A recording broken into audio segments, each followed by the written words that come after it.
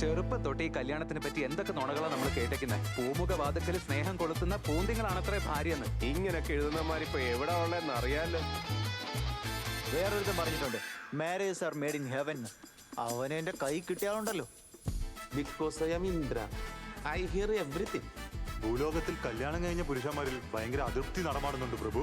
പുരുഷന്മാരുടെ വരുമാനത്തിൽ ഒരു പങ്ക് സ്ത്രീകൾ ചോദിക്കുമ്പോൾ ഇല്ലാത്ത നാണം. സ്ത്രീകളുടെ വരുമാനത്തിൽ ഒരു പങ്ക് പുരുഷന്മാർ ചോദിക്കുമ്പോൾ എന്തിനാ വരുന്നേ? അവന്മാര് ഫോൺ നോക്കിക്കൊണ്ട് നിലാവത്ത് അഴിച്ചുവിട്ട് കോഴി പോലെ നടക്കുന്നത്. ലക്ഷങ്ങൾ ചെലവാക്കി ഇവിടെ താമസിക്കാൻ വന്നിട്ട് ഇവിടെ ഇപ്പൊ എന്ത് തേങ്ങയുള്ളത്? ഇപ്പൊ നമ്മുടെ അണ്ടറിലുള്ള എല്ലാ ആണുങ്ങളുടെ അവസ്ഥ ഇത് തന്നെയാണ്. അങ്ങനെ മൊത്തത്തിൽ പറയാൻ പറ്റത്തില്ല കേട്ടോ. Tiger, tiger, tiger.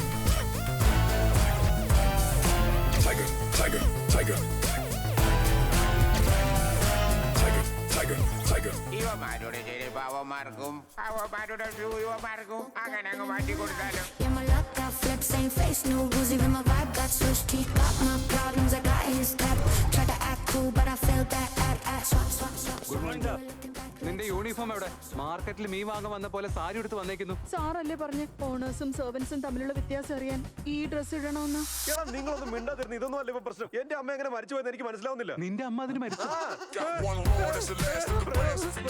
അല്ല, ഉറക്കത്തിലെങ്ങനെ നിങ്ങൾ തലയിടിച്ച് താഴെ വീണായിരുന്നോ? നിങ്ങൾ എന്തൊക്കെയാ പറഞ്ഞോണ്ടിരിക്കുന്നത്?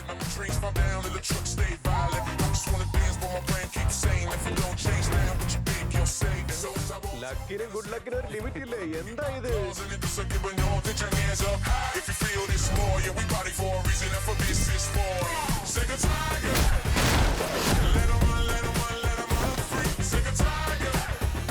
ഈ ഒടുക്കത്തെ സസ്പെൻസുകാരൻ അടിച്ചിട്ട് ഒരു കിക്കുമില്ല. ഇത് എന്തൊക്കെയാ അവിടെ നടക്കുന്നത്?